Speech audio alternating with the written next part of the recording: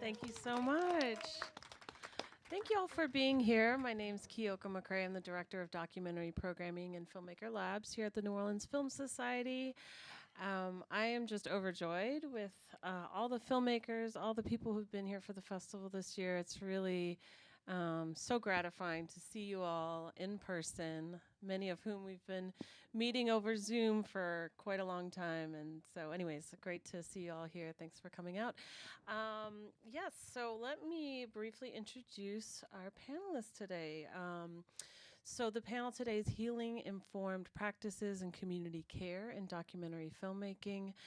We have a very similarly titled panel that's happening on Monday as well, called Healing in Documentary Process.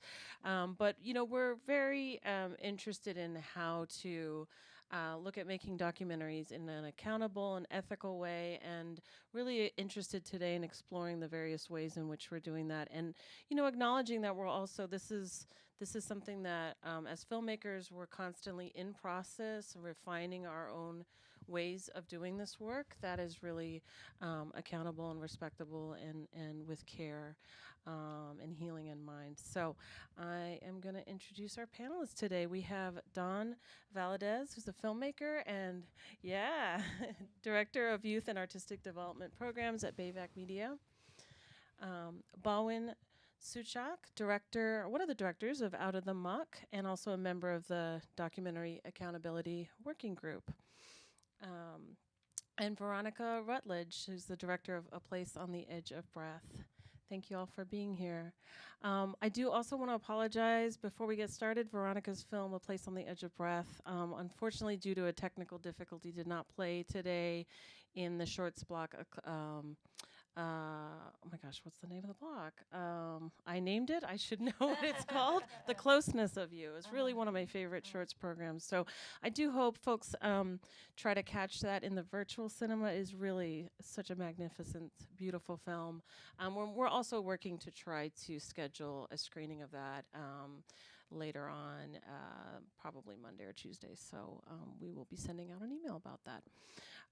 And Out of the Muck will be playing tomorrow. I can't remember what time right now. Bhawin, what time is it playing? It's going to be at 4 p.m. at the Broad Theater. Thank you. So yes, come see it. I think it's good. Yeah. Well, to get us started, I'd love to hear from each of you about how you got into documentary filmmaking, what drew you into it, a little bit of your background, your story. How does documentary filmmaking fit into your story, who you are? Yeah. Okay, sure. great. Thank you. Thanks, everybody. Thank you for having this panel. It's obviously a subject that is very important to me, and I've been doing a lot of my own personal work around healing informed practices and my own sort of care for myself. So in terms of my story, my journey, I was a kid who grew up in Hollywood, and you know, my family were very poor, working poor people. My mom's family are Mexican migrant farm workers, and my mom happened to meet my father in Los Angeles. They both had been in night school, and so I feel like that's part of this sort of interesting beginning, because I was thrown into a world of media, and my family, even though they were poor, were very interested in the arts. My mom was somebody who made sure that we went to see music and went to the library and went to see free theater and films and things like that. So I was at a very young age, very engaged in music and theater, and was one of those theater arts kids, which is often a place for kids who don't fit in other places, and definitely a very queer space. So I feel very fortunate that I had that experience. And I think that when I was young, I thought that I would be an actor, performer, maybe writer.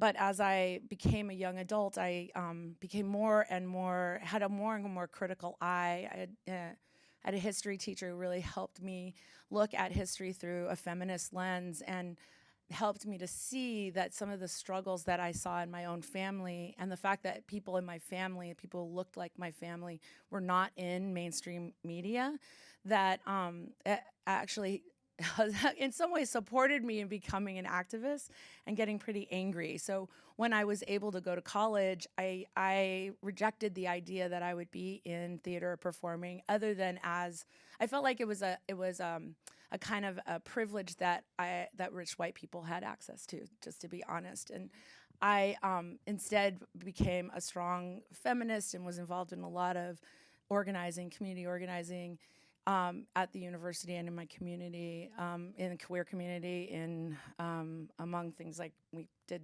anti-apartheid work.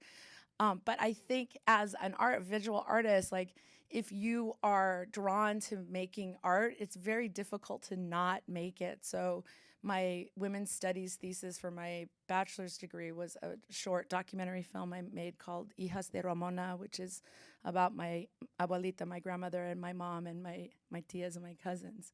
And I moved to San Francisco, and it was screened, and actually BAVC Media was one of the first organizations I found as a kind of person coming into San Francisco. But I still was like, I'm not a filmmaker. I just happen to have this short film that's going to be screened by Cine Acción, which was a Latino film organization in BAVC, and I'm going to just kind of be part of that. And then I started working with homeless youth and youth on the streets in the Tenderloin, and really supporting the young people in my community who in San Francisco who were being thrown into the Youth Guidance Center and were being, criminalized for being Black and brown, for being queer, for being on the street. And that was the direction I went in. And then I went to grad school to get my social work degree because I wanted to have a career that could actually pay me, where I would have a job doing something that I loved and cared about. And I of course, took a class called Native American Filmmaking and made another short film with my friend Christy Guevara Flanagan called Indian Givers, because it was 1992, so it was the 500 years since the so-called encuentro of Columbus into the Americas. And and Christy and I then went on to make Going on 13. So my film path has been, and all throughout this, I was always doing social work. I was working with teen moms. I was developing youth programs, and doing the direct service work of doing that work in my community. So I feel like I'm one of those people. I feel like I've been a resistant filmmaker, and yet I've made films with many of those young people. I ran an AmeriCorps program every single year. We made films in the AmeriCorps program. So it's been this sort of, I in my core, now that I'm so much older, I now understand that the use of visual media to tell these stories that are often really painful and traumatic, but are also really about our resilience, which I have, sometimes I'm mad at using that word because I don't want to be resilient anymore. I just want to be able to live. But to be able to tell these stories through this medium has been a healing process for myself. And I've also watched how it's healed the people in my communities and the communities that I'm in to be able to have authorship and authority in their lives and in sharing these stories with others and having that connection or community. Yeah. So that's a short version of my long story. I love hearing stories, so it's great. Bhawin, share with us how you arrived at documentary filmmaking, a little bit about where you come from. Yeah. Well, thank you for sharing that. Is that Christy from Southern Documentary Fund? No, Christy Guevara Flanagan. She's at UCLA. Oh, wow. Yeah, Amazing. She's in a film called Body Parts, which is about the intimacy folks. Yeah. So first off, it's just great to meet people who are doing similar work that I've never met before, and so I just love the connections because I feel like there's a lot of work happening that you don't even know about, that you're kind of in kind of community with and relation with, and just as there's amazing filmmakers doing the work that we're going to be talking a little bit about with the Documentary Accountability Working Group. So I guess for me, like my real entry point to filmmaking was through youth and mentorship. I didn't go to film school. I studied journalism and education, but realized that journalism was not something that really resonated with me in the way I wanted to kind of work. And so I ended up teaching, and then teaching myself filmmaking through community television station workshops. And, you know, in 2008, I started an organization called Youth FX with 3 young people that I was working with who were high school students. And that has turned into an organization that's now 14 years old and is really, you know, something that we're all very proud of. And 2 of the co-founders who were youth at the time are now directors in the program, running the organization, and are just incredibly, you know, talented and brilliant. And for us, part of it was just really creating a space where young people could have ability to be themselves, to find, you know, a place to feel comfortable and tell their stories, because I think that's one of the things that I just came from a place of like understanding that folks who are coming from, you know, formerly colonized and currently colonized spaces have not had the ability to see themselves projected in a way that they recognize, right? And so I think that creates a real dissonance in our beings and ourselves that can really create internalized trauma and internalized oppression that I feel like it takes so much to work through. So, you know, I wanted to say, how do we interrupt that with our own forms of storytelling? And I think even, you know, sort of fast forwarding to my own work, you know, I met Ira, who's the co-director on Outta the Muck in 2010, and him and I worked on a film called The Throwaways that we finished in 2015. And even that process, I think, working with Ira, who had come out, who had recently been, you know, incarcerated, and when he came out, he learned through community television too. So I think both of us having this non-traditional path, we really, in a way, we were kind of, it was foreign to us, this world of documentary and the way things work and the way money works. It was like, it didn't make any sense. It still doesn't make any sense. And I think that trying to sort of disrupt that with a level of self-determination and resistance, in essence, to falling into the sort of traps of, you know, a colonial mindset that is really what documentary came out of and is still within the DNA of documentary, right? So we have to like work hard. I don't even know if we can extract it, so it's like, how do we create new forms? And kind of like don't even use that word documentary, although it's obviously it sticks for a reason. But so I think right now it's like this idea of the work that I want to do as a filmmaker is really thinking about self-determined communities, folks who want to have kind of autonomous spaces. And I think that's why I was drawn to Bahoki and Ira's, you know, family. And you'll see in the film, it's like that whole idea of self-determination played out through a family that, despite the circumstances around them, like they are still centering joy and love and care for each other. And I think, like, how do I kind of make sure that that's something that I want to center in the work that I do, and even in the organizational spaces, and then helping to just share resources too, because I think that is one thing that, you know, we really need to do more of. And I think for us as an organization, Youth FX, we have a fellowship called Next Doc. One of the things I love about it is as folks go through that program, they come back to teach the younger students. So the range of our program is ages 10 to 25. So you have like the 25-year-old filmmakers who have kind of gone through the program, or even like older than that, coming back to mentor and teach and kind of create this kind of like circular you know, space of reciprocity, so that folks know that when they come through Youth FX, it's like, oh, someone else gave me this leg up, this connection, this, you know, support, and I want to give that back. So it's like, how do we kind of create these little ecosystems around the world, but and then connect them, because they exist, you know, and I think that's the beauty of it. And I think that the challenge in here is that we have all these like massive companies and industry spaces that we kind of allow to suck our energy. And I get it, like people need to get paid, and that's really important. But if we can figure out a way to sort of decenter that, haven't figured it out yet, but willing to have, you know, to continue to work on it. Thank you. Please Veronica. let us know when you do. Yeah, well, maybe we can all be part of that, and then we'll all be like, oh shit, we figured it out. We don't need Netflix. Yeah. If only. I'm Veronica. I came through film as an editor. I've been an editor for the past 15 years and have worked on a plethora of different kind of genres, ranging from documentary and reality and scripted TV and feature films, narrative and documentary both. And most recently, I'm now working on a museum exhibit for the Empathy Museum in San Francisco with Bing Liu and Actual Films, which is a first and very exciting. And I grew up in a very small kind of rural town in western New Jersey. And it was very not diverse. And I grew up in a Catholic household and was just never very like content with the sort of like social structures that I was given and exposed to. And for me, I think film has always been a means to like explore other cultures and to learn about other ways of living. And it's part of the reason, you know, why I wanted to pursue a career in film is because I genuinely want to just like learn better ways of living and of being in the world. In my own personal journey, I came into film sort of like late on in my undergrad career.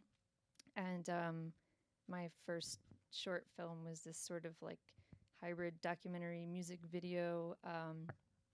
And that was like the thing that finally I felt like gave me some kind of like direction and excitement. And it was like my thing. I was like running around campus trying to like show it to anyone who would like come to the library with me and watch. And after that, I, you know, wanted to figure out how to make money and make a living doing this. So hence post-production and editing. And then, you know, documentary film specifically, I've always felt like, you know, once I can prove to myself that I can make a living doing this thing and creating art or entertainment sometimes, you know, I think I would like to direct documentaries. And so after about 10 years of doing editing, I started to think about working on my own projects and went back to grad school to pursue that. And I was fortunate to make this film at a time during COVID. It actually sort of, the seeds of it sort of stemmed from actually a fictional project that I was working on with one of my collaborators of the film, Frankie. And COVID hit, and it seemed like kind of a logical pivot. One of the things that I really love about documentary is it is a lower bar of entry. We were able to shoot this film with myself kind of operating camera for the most part, and my husband Omar doing sound. We were already kind of in this quarantined bubble already, and so it was less of a risk. And I also really gravitate towards documentary because the immediacy of it and kind of the way that you are able to like capture and sculpt a story in real time, as opposed to narrative film. I think all filmmaking is great, and I'm not knocking it, but like I do find sometimes with narrative filmmaking, it gets, with the constraints of time and money, becomes more about just checking shots off of a list as opposed to like, you know, really being in it and creating something with people in front of you and not having to like wait to be given permission to do that. So, yeah. Yeah, thank you so much. So I'd like now to move into hearing from each of you about, you know, the different ways in which you're cultivating a practice that's centered on healing and care. We had a great conversation prior to this last week, and y'all shared some really, I thought, very helpful, practical, and also just very deeply personal practices that have informed how you work in documentaries. So I'd love for you to each share, you know, some of the discoveries that you've made along the way. And I'll start with you, Dawn. Well, yeah, I remember one thing that you had said, Donna, is that really stuck with me is the importance of cultural identity of the protagonist that you're working with to be in alignment with the healing practices of documentary making, so documentary filmmaking. And so I wonder if we could start there. Sure. Yeah, maybe a step back because I Sure. started. I feel like I started creating workshops for other filmmakers, and I do have to acknowledge like BAVC Media is here with our Media Maker Fellows, which I'm really grateful that we got to come to this festival together as a group. And I was a Media Maker Fellow for my first film, going on 13, and which follows 4 girls from 9 years old till they turn 13. And my film partner in that was Christy Guevara Flanagan, and she and I grew up in LA, actually like 5 blocks away from each other, about 5 years difference in age. And part of the whole creation of that story was that we were both like these Chicana girls growing up in mixed race families in Los Angeles. And our curiosity was, what was it like for us growing up as, our like gender identity, our identity as transforming from being little kids to being teenagers, and what were the lenses and people looking at us, and what was it like now when we made that film. So I feel like when I talk about like cultural references, like it is the root or the core of everything that I do, like, and I see that as part of my own identity as well as in working with others. And how do we create spaces that are safe for people to bring their full selves? Like we are intersectional or have overlapping identities, right? And each of those things have sort of their own cultures that are part of it.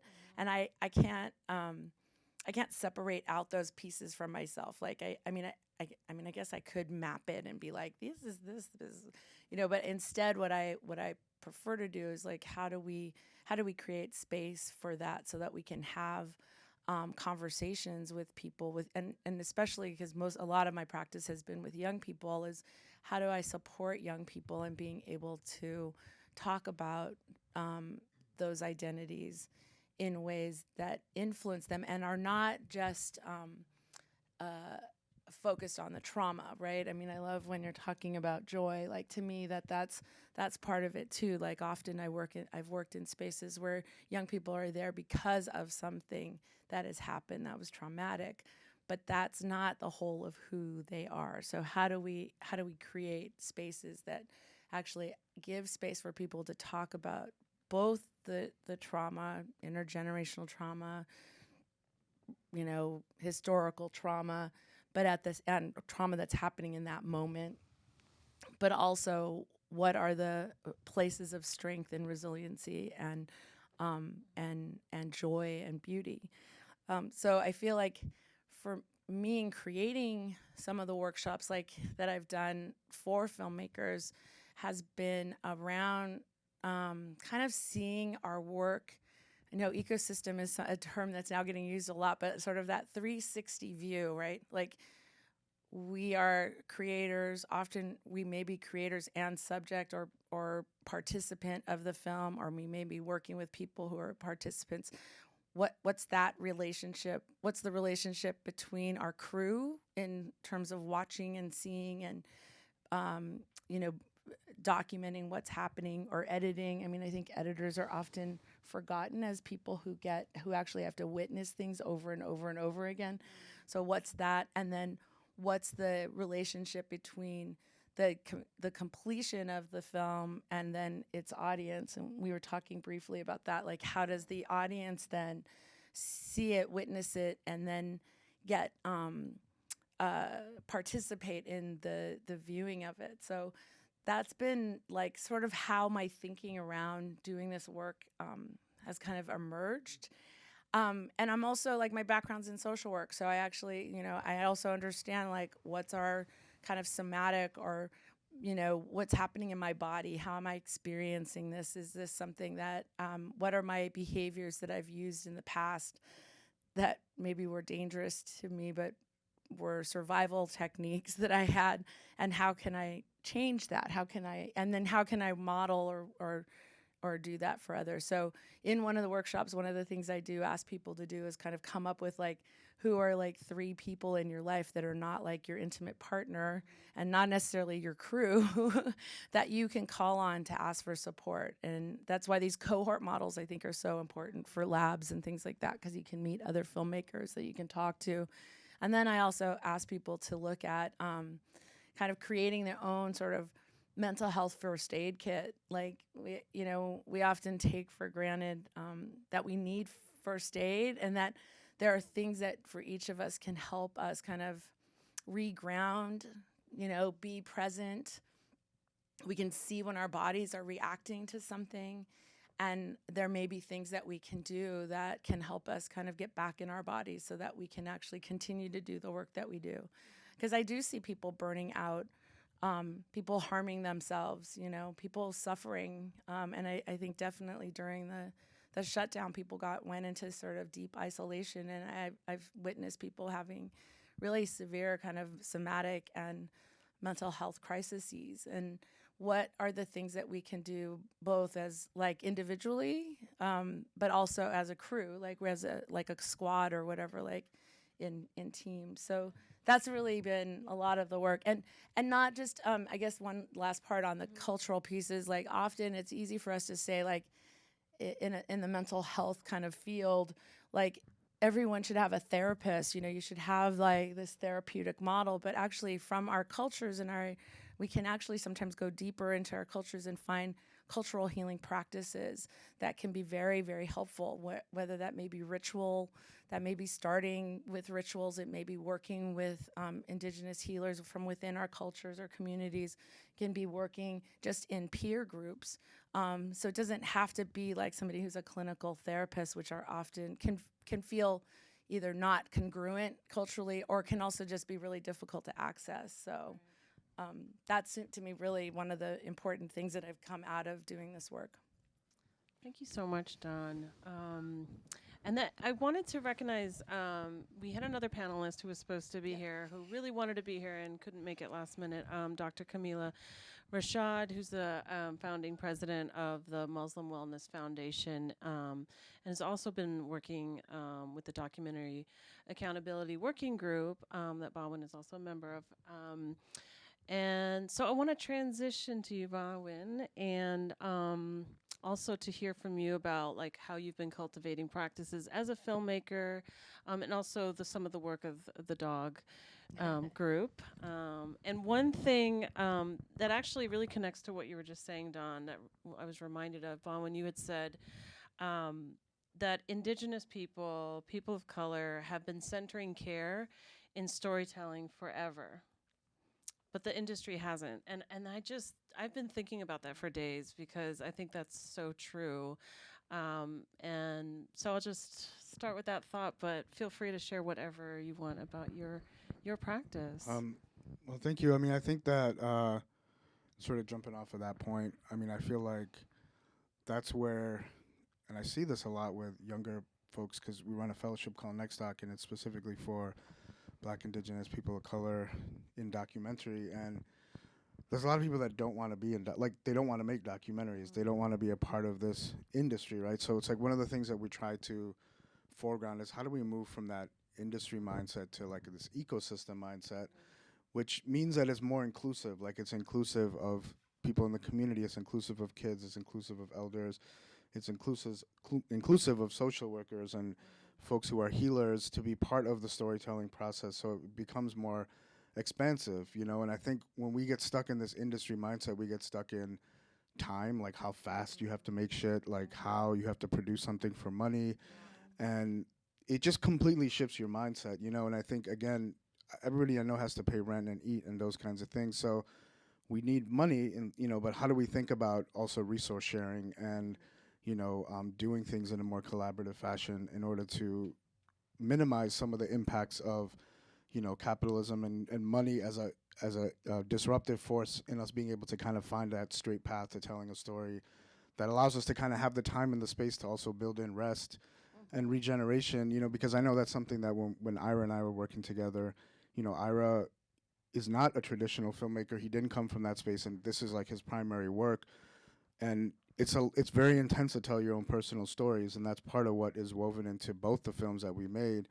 And while he wants to have that platform, it's a lot of emotional work. And just to be honest, as older men coming from our cultural backgrounds, we don't, like, therapeutic practice is not something that we're we didn't build that in. So we had to learn those things, and figure out ways to kind of build that into our filmmaking, as a team, because it's like you're on the road for X amount of times. I mean, just even touring with the film, like all those kinds of things, talking about the same stuff over and over again.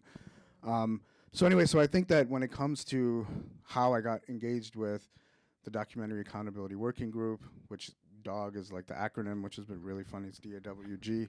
But if you go to docaccountability.org, and I think one of the drop downs is the framework. So we just released this framework that took us about 2.5 years to develop, that really is very much co-created with many people in the field, some people that are here, some people maybe even in the audience, because we worked with about 120 filmmakers in a series of virtual convenings.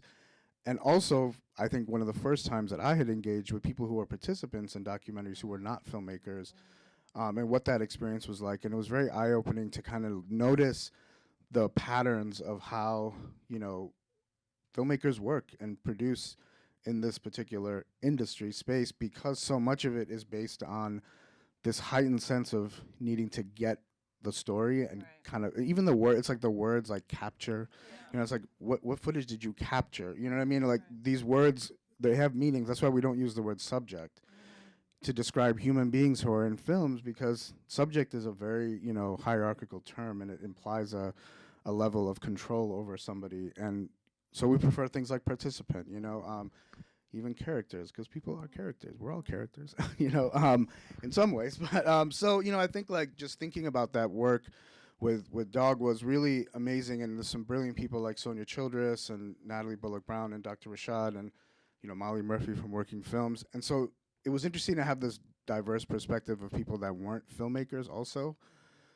Thinking about like the human element is like, these are real stories. These are real people's stories. And at the end of the day, one of the things that we have to acknowledge is that often the film is done and you kind of move on as a filmmaker to another project or another endeavor. But the person, it's like, it's their life, and they're living their lives. And, like I just know there's some people that I even know in this audience that are also telling personal stories that are really deep and very much, sort of uncovering and talking about things that maybe family members don't want to talk about, or do want to talk about in a way that is transformative and not just kind of putting it on display. And so just to be able to take the time to have that care built in is really important. And I think what we're trying to do is just create, again, a framework for how it's done, not to tell people how to do things. And I think that's one thing that I also want to clarify is, so our film is ITVS supported, which is public television. And so even some of the things that we were doing, and I don't know if there's ITVS people in the room, you might want to plug your ears, but I mean, I know they're here because my supervising producer is here, who I love dearly, Shauna Swanson.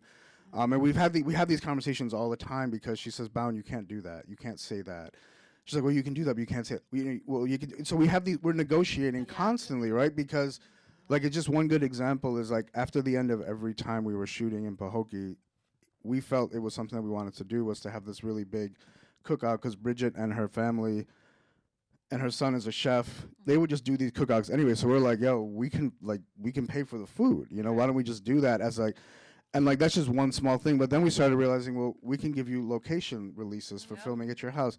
And then, for example, one thing that was so interesting is the film tells a lot of family and community history through their stories and their photographs, which are just beautiful and incredible. And like, both Bridget and her sister were they had like disposable cameras, and I just love like the texture of how old photos look. So we were just like scanning, and Darian, our producer, she would spend like whole days with Bridget and Rhonda just scanning their photos. And then so we had all these photos, right? And I remember even going on some of the networks I'm a part of and asking people, well, how much do you license a family photo for? And literally across the board, 90% of the responses were, well, why do you need to license it? Don't they want to just give you the photos? And I was like, well, of course they do. Like they didn't say you can't have my photo unless I get paid. But why, as a filmmaker and that's funded, is not the practice, the standard to give the same as I give Getty or some other, random, invisible, faceless, archive. So we paid them the top money. We gave every single photo, we paid them for that. And again, and we have the privilege of being funded film through ITVS, and so we had to push a little bit back on ITVS. And so that's why I just encourage people to, if you are working with funders and producers, is to like push these practices into the space by foregrounding them and demanding that this be done in a way that really satisfies the needs of you, the participants of your film, your well-being, your care, build in therapists into your budget, you know? So we're talking about those kinds of things so that it becomes normalized, you know? And then I just want to be clear that that doesn't translate to like you pay people to be in your film, which is always just like, oh my God, we can't, you pay somebody. And then people say, well, now people want to get paid. And I was like, well, first of all, it's a relationship first, right? So how do you build that relationship with people in a community so it doesn't feel that transactionality is at the center of your relationship, but that's something that's just a sign of respect and care, right? It's like if I'm asking you to take a day off for work because I have a production schedule, then I should compensate you for taking that. Does that, you know what I mean? Like out of your day. And so how do we just build a level of humanity into this work? Because, you know, we do need to think about that, because the other thing too is like there's a permanence to what we're doing. And when you move on from a project and you kind of have it, whatever, on you know, online or somewhere, you're showing it at a festival, do you feel like you did it with a level of integrity that you can stand by it, you know, and that you feel good about having that film be out into the world? And not having it be something that you're kind of cringing when you watch it sometimes because people are like, oh, they don't actually like that scene or that moment because they didn't want that in there, you know? And so really having those conversations with folks in your film so it feels like there's a level of, you know, trust and collaborative nature to the work you're doing. Thank you so much, Bhawin. I love those, like, there are things that are very tangible that we can, I've done the same with paying for location fees and catering and, you know, use of licensing family archives. So those are great. And I love what you're saying about, you know, building trust, and it gives me this, like, reminds me of this idea of consent. And I think that's a great segue into, Veronica, your approach that felt very, I know for our whole programming team watching your film, we were really struck by what felt like a very consensual process working with the protagonists in your film. And so I wonder if you could share a little bit about your process in making your film and the steps that you took to building care and healing and maybe consent. Thank you. Our film is centered around Ava and Frankie, who were the participants of the film and also producers. That was part of our early conversations. You know, before we even started shooting, the film is about their course of over the year transitioning, both physically and I think emotionally too. And Ava is a trans woman who comes from European descent, and Frankie is he's Ojibwe trans man who also identifies as Two-Spirit. And I, being a cis person, didn't want to just come in and be, you know, another cis person telling, you know, a trans story through my lens. And so I think we all agreed that, you know, we wanted them to tell the story that they wanted to share with the world. And so that was like sort of at the core, is like being equal co-collaborators on the project. And then, you know, we also talked about compensation. Sort of this is like this sort of gray area in documentary filmmaking that's treated so much differently than, you know, the scripted narrative world. And I wasn't entirely sure how to go about it. I felt like I wanted to compensate them for like their time and their energy and their story and so much that they gave to the project. And I was in grad school at the time and had spoken to a producing teacher, and, you know, their advice was to not pay participants. And I said, well, you know, they are also producers on the film. And that was also like a big no-no. Like, you don't want to give them any kind of creative say because, you know, what if they don't want to, they can like tell you maybe they don't want to use certain scenes or certain whatever. But I was like, okay, well, they are. So I just realized, you know, just because this thing has been done in a certain way, it doesn't mean that we need to do it that way. Doesn't mean we need to continue doing it in that way. So we sort of found our own way. I kind of also had this internal conflict of like what you were saying about not wanting it to just be transactional. Like I wanted to make sure that they really wanted to do this and it wasn't just like about money. But that I did, want to obviously compensate them. So we sort of started out with Ava was having bottom surgery at the beginning of 2021, right after New Year's. And so I contributed to their like Airbnb where they were going to be staying in New York for a month during her recovery.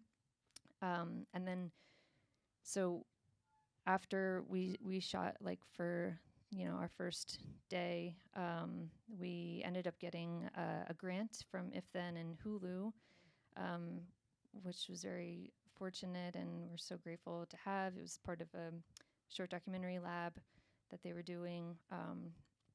And at that point, after we kind of like felt each other out and we were like, okay, is this something we really want to do and we want to continue with? And like no pressure, you can sort of, we can walk away from this now.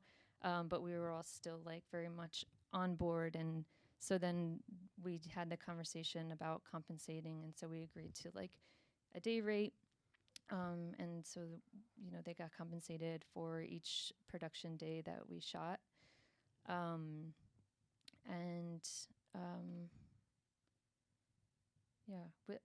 Was there more to that part of the question? Yeah, I think that's great. Yeah. Just Okay. yeah. Anything else you want to add to like how you worked together with consent and care? But I think you really answered the question. Yeah. I mean, so part of like our conversations that were just ongoing. Like we met several times on Zoom before we started shooting and just kind of talked about what their experience is like. I shared some of my experiences and my reasoning for wanting to make the film. And it was sort of this evolving sort of narrative. Like we had to apply to the grant, you have to give an outline of where you think the story might go. So, Ava's family she was also raised Catholic, and her family, once she had come out as trans, she lost a lot of her familial support. And Frankie, he comes from a very different culture and like where two-spirit people and gender non-conforming and non-binarism is very much like accepted and celebrated. And so we saw like Avery essentially being adopted into his family over the course of the film. But we were, I think one of the hopes of the outcome of this process was that hopefully, Ava and her family could have a sort of reconciliation. And that was sort of like one potential like trajectory of the story. And at some point, though, while we were filming, it became clear that to involve her family would have had the opposite effect.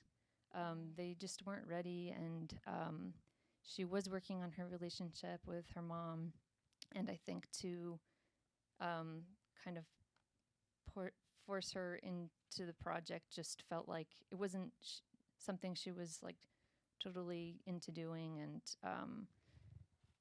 we kind of like stepped back and thought about like narrative structure and like this idea of kind of having to root story in conflict and suffering and trauma, and we wanted to show, the like yes, there is a little bit of that, but we wanted to focus more on like the joy and the celebration. And there's this Chilean filmmaker, Raul Ruiz, who talks about central conflict theory, and he states that, you know, the Western kind of like hemisphere media all centers around conflict, and this has been like exported to the rest of the world. And as you were mentioning earlier, like this is not like the traditional storytelling form for like a lot of cultures and ancient peoples. So even I think like, you know, the ancient Greeks, like where storytelling was really a way to like explore and learn about humanity and to grow and to heal.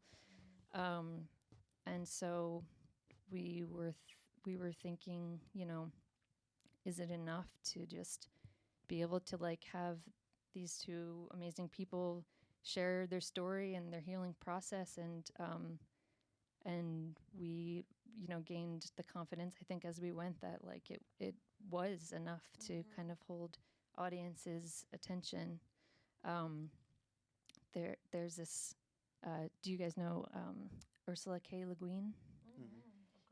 Yeah, so she's an amazing sci-fi writer who passed, I think, a couple of years ago, but she wrote the carrier bag theory of fiction. Are you familiar with this?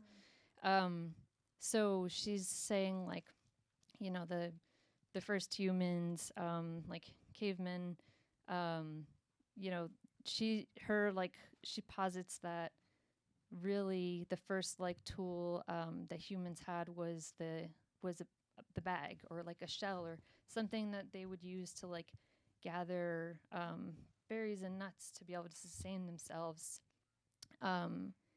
And that's like a lot less sexy than like the spear and going out and hunting and like the story that those people came back to the campfire and told.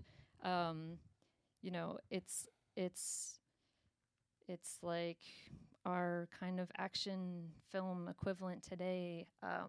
That's like sort of about this hero's journey, where, you know, you are saving everyone by this heroic gesture, that kind of is stemmed and rooted in violence. And so with the carrier bag theory, it's more about just like, it's like a very gentle way of like just like holding space for people. And I think that's like, these are sort of ideas that I had been thinking about, and this film kind of became an opportunity to kind of put it into practice. Wow, that's beautiful. Thank you for sharing that.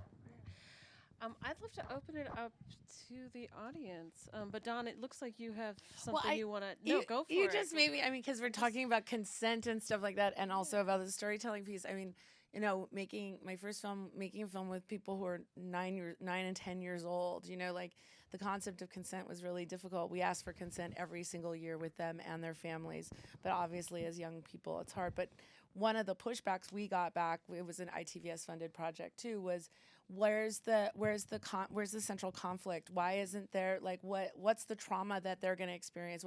And I'm like, they're 10 years old, becoming teenagers. Like, want that. That's drama. It's naturally dramatic. It is what it is, and we don't need to add anything we don't need to go seeking it. Right. And then it came up again in making the push-outs.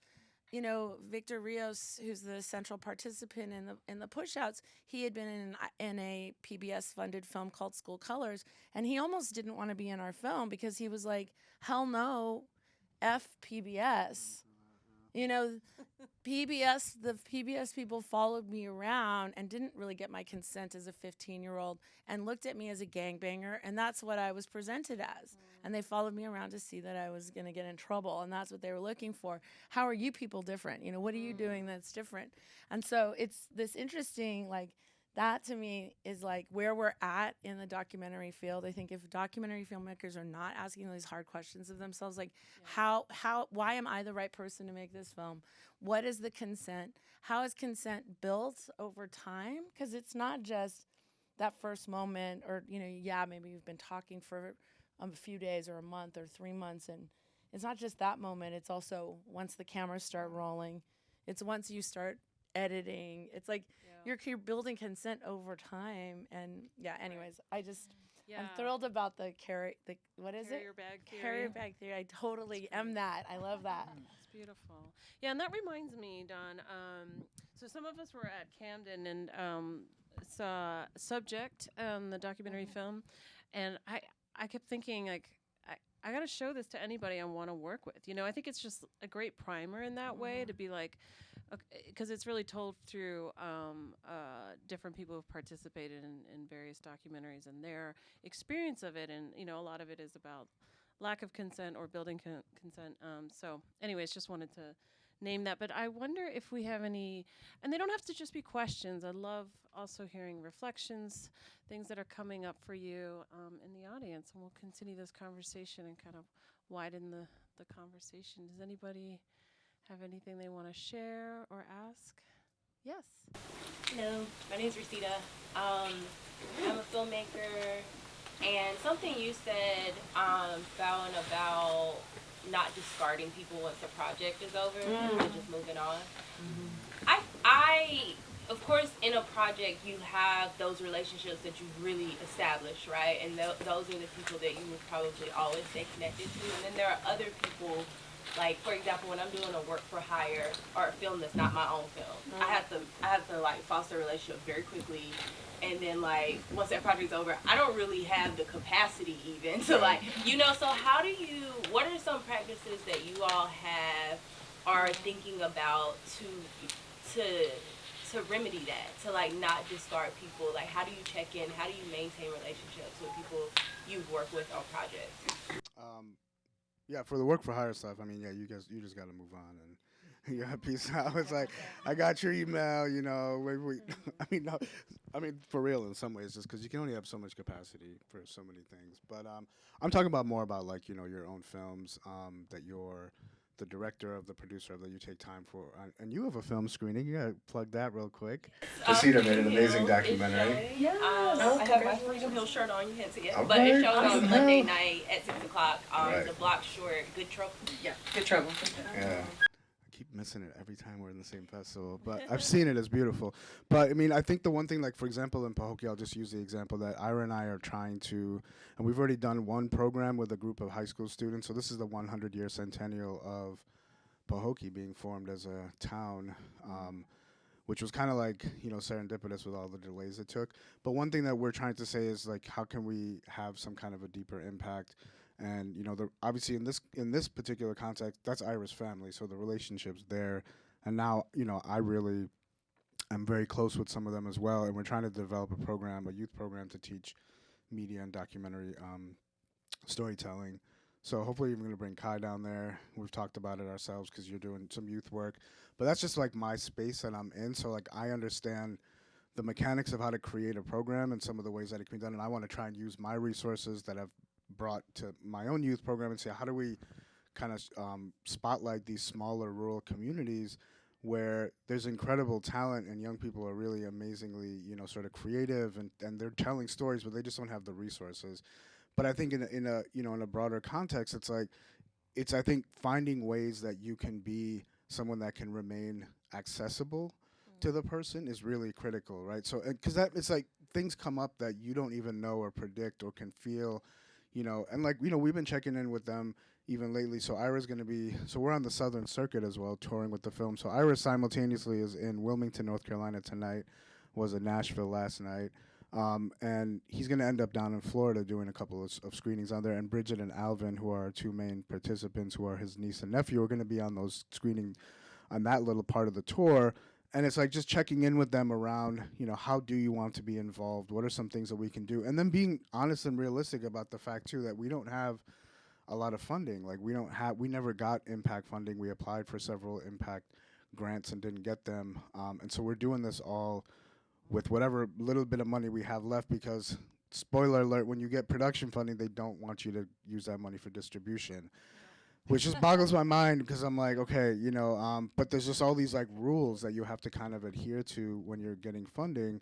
And so you kind of have to raise your own money. So I think that relationship afterwards is really, I see it more as how am I just consistently available, accountable, and transparent with the folks in my film in a way that they understand and know. And I will just say one thing that we did, even just in the context of showing people the process of the film and what an edit looks like. Like I would sit down and show people some of the edit. Like, so we would be down there, let's say, for example, for like 12 days filming. On the last day, like, I made it a point to try and just cut like a little piece to just foreground and make visible the editing process, because people are just like, oh, you've been filming for all this time, what are you guys doing? Like, I don't want you to have these questions and then like, for example, and this is a really good one, you know, some folks who are making, let's say, like a feature, you have several folks you might be following or documenting, and then some people might not be in the final film. How do you have those conversations? That's a very difficult conversation.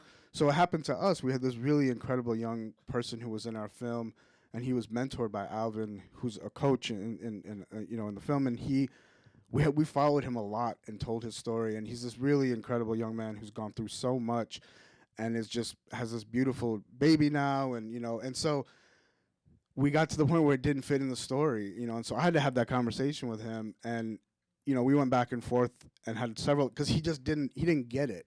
Like, he was very hurt by it, you know, and he was like, well, I don't understand, so I'm not. I was like, well, you're in the film, but it's just not your storyline, like all those things we talked about. And so then I said, but what we want to do is make a short film just telling your story. So we're actually going to cut a short, and then I just found out from ITVS that they're actually looking for additional short content for not the season that we're going to be airing on Independent Lens, but the following 2 seasons, which they start planning. And so they're even open to that being kind of a way to come back to the film. And we actually would get, you know, so that could be broadcast, is my point. And so I actually just texted him 2 days ago when I had that phone call, and he's very excited. And like, that's the kind of thing where it's like, I want to feel like I'm not doing stuff and you don't know. Like, you took time to tell me all these really deep things, and we spent so much time together.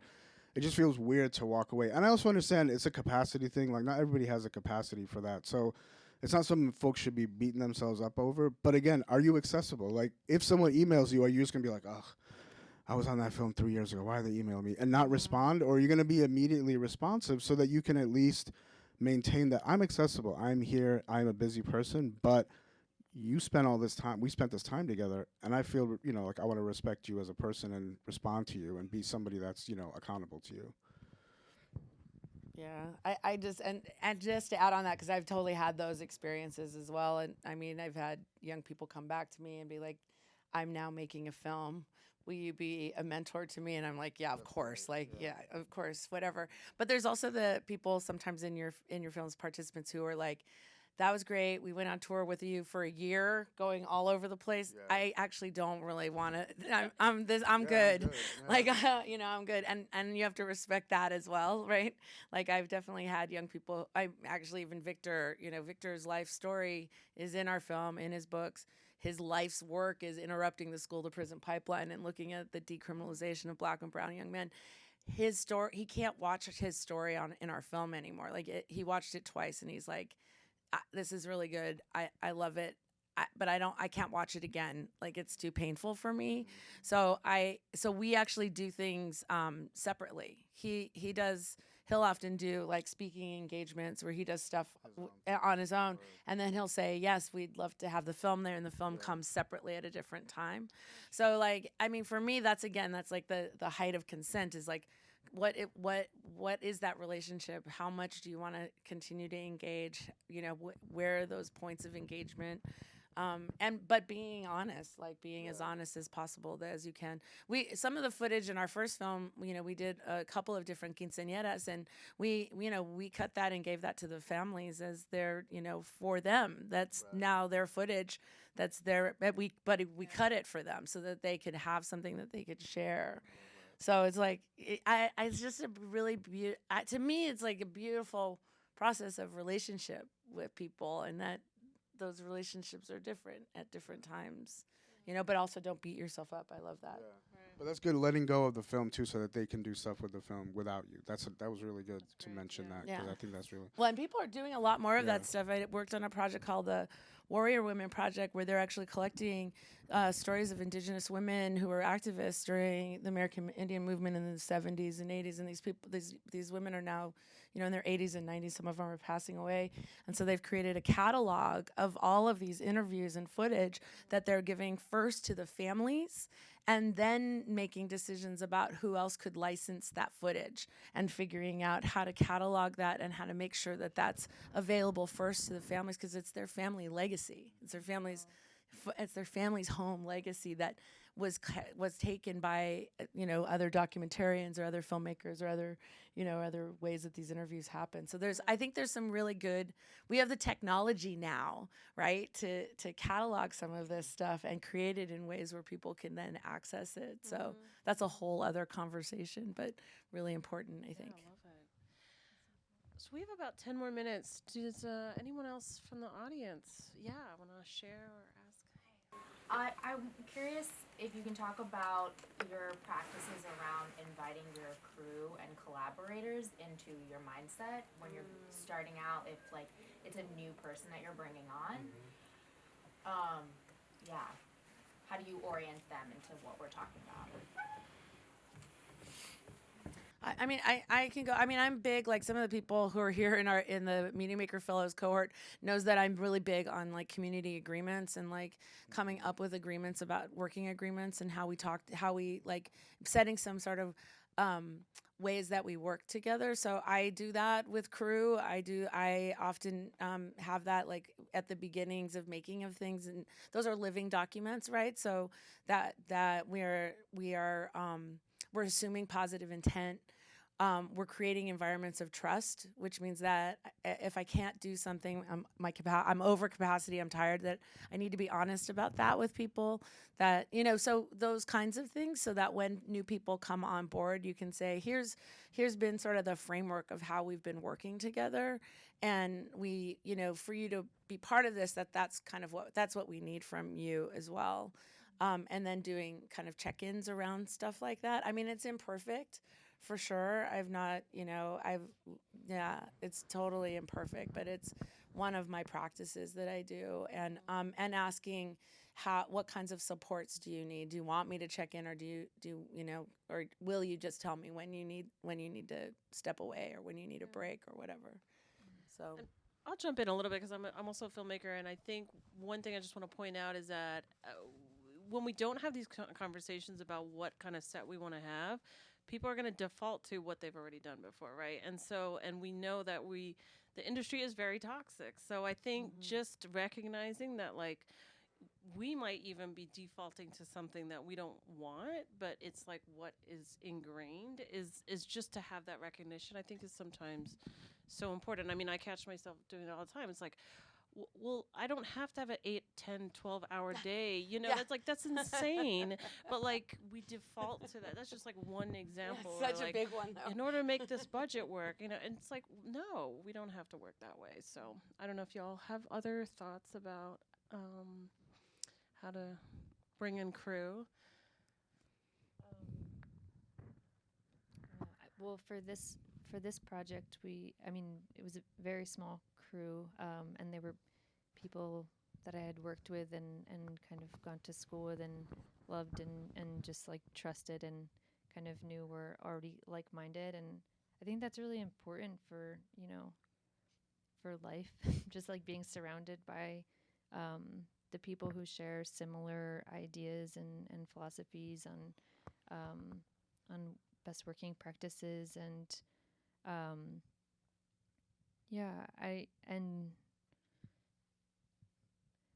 I don't know that it felt like a lot of it was already implicit in, but of course, we were shooting in COVID, and so we sort of made sure everyone was on the same page about safety in terms of that. And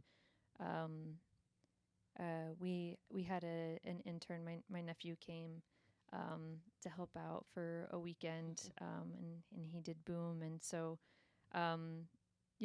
we sort of talked a little bit before, and I shared a little bit with him about the project and just asked if he had any questions that he wanted to ask me, and sort of gave him some like best principles for being on set, because it was his first time on a set. And yeah, I think like what Dawn you were saying about having like the continual check-ins. So I was doing that a lot with Frankie and Ava, and I know I also do remember having this conversation of like, will you let me know if something is wrong, or like if something comes up, can I trust that you'll like tell me, which I think was it's important to know, because maybe it takes like the trust and kind of like the culmination of time and like the process to really build, I think, those deep, strong working relationships. Yeah. For sure. I think, Lauren, did you want to share? Yeah, I just wanted to ask, because I love this wording, if you could talk some more about the concept of a documentary ecosystem versus an industry, and how to think about building work in that way. Yeah, I mean, I've just been thinking a lot about it in the context of just, like storytelling is a central core element of being a human being.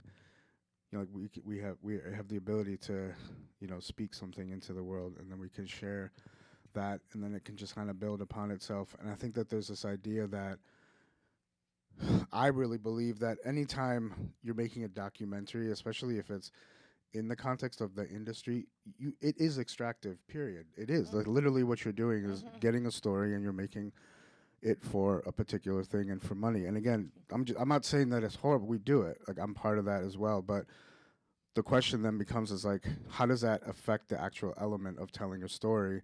And then what if we actually rethought about the centers of what we consider the industry and think about the centers in everybody's community as spaces that people feel welcome to be a part of, and that one element is using documentary film, but then there's so many other things, like we were talking earlier about theater. We do a lot of theater work around with documentary where people tell their stories, and then there's like live theater performances, and also just writing and photography and all these different modalities. So like less seeing of it as documentary filmmaking, but seeing more storytelling as the central element. And then if you build something around that, it's like, how does it feel like it's a space that has inclusivity to it? Right. And I think these spaces now, over the last couple of years, have been proven they don't need to have a physical location. But I do think, like, it to me is like this vision of like a world where every community has a space that's a storytelling center that people know and go to. And, because again, it's like through these films and these storytelling practices, we're healing ourselves, and you said something about, archive, and you were kind of going into that for a moment. And I don't know if folks know the work of Maya Cade, who started the Black Film Archive, who I think is doing like a small thing tomorrow. And I got to meet Maya yesterday, which was really amazing, because I just think that work is so incredibly powerful, because it's bringing visibility to a legacy and history of storytelling that has been intentionally hidden and made invisible. Like that's intentional. That's not an accident that people don't know about the history of Black filmmaking in this country, which is like, in our film we talk about Zora Neale Hurston. Zora Neale Hurston is the first Black filmmaker doing documentary work. Most people don't even know that, and like that's like a legacy that it's intentionally has been made invisible. And I think if we have our own spaces where we're teaching this history, so we do that at Youth FX, we teach the history of film from this decolonized mindset. And it's amazing because what it does is it gives you a sense of power. You get energy from that as a young person to see that, oh shit, like people like me have been they had film studios. Like, Oscar Michaud had a film studio, so like Ava DuVernay now has Array, but Oscar Michaud was doing that in the 1930s. And there was a circuit across the country where people were screening Black films in churches. Like literally a circuit where you would just go and tour with your film.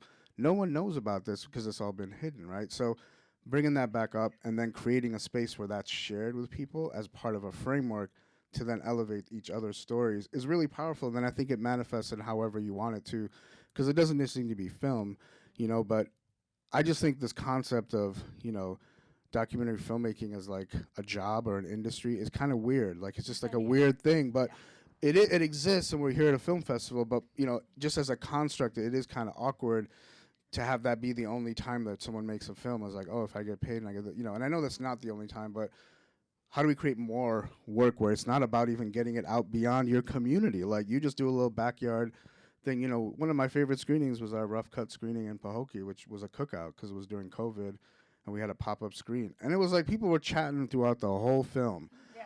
But it was great. That was a testament to how engaging the film was, because it wasn't like random. It was like people were talking to the screen, you know, and that was really beautiful for us to witness that. And then from that, we're like, oh, this is what's resonating with people, because we're in community watching a film and telling our stories as we're there together. That is so beautiful. So we're gonna wrap up now, but I feel like I have to share this thought, which is that I wanted to call into the space my mentor, John O'Neill, who passed away several years ago, and he founded the Free Southern Theater and Junebug Productions. And you know, I love this question and this idea of a network and thinking and centering storytelling, because I think that makes it so much more expansive, and it also puts the center and the integrity and the respect and the honor of sharing our stories at the center of it, not about the documenting, right? The capturing.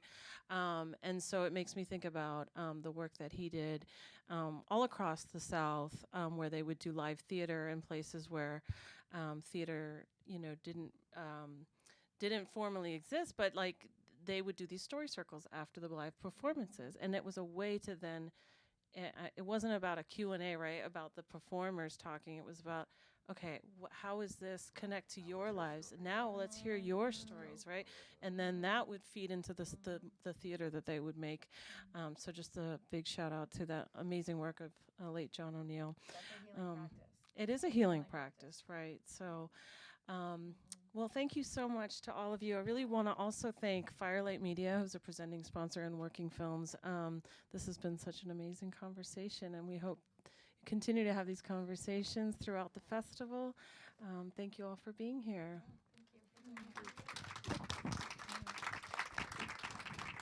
Thank you. That went by so fast. I know it did go by very fast. Continue that conversation for so long. So long. So great.